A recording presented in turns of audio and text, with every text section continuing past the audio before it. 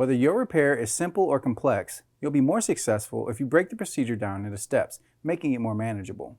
I'll take you through this part replacement repair one step at a time.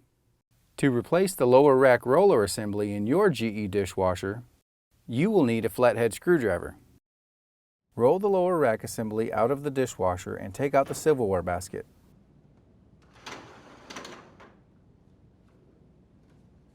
Remove the lower rack assembly. Set the rack on a flat surface.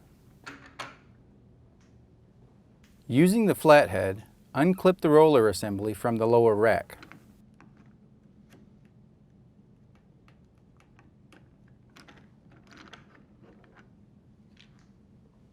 To install the new roller assembly, snap the roller supplied by the kit onto the clips of the universal bracket.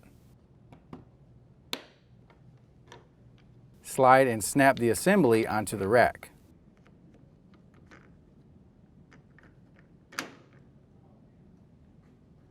Set the rack assembly on the door and place in the silverware basket. Slide the lower rack assembly back into the dishwasher, and your dishwasher should be ready for use.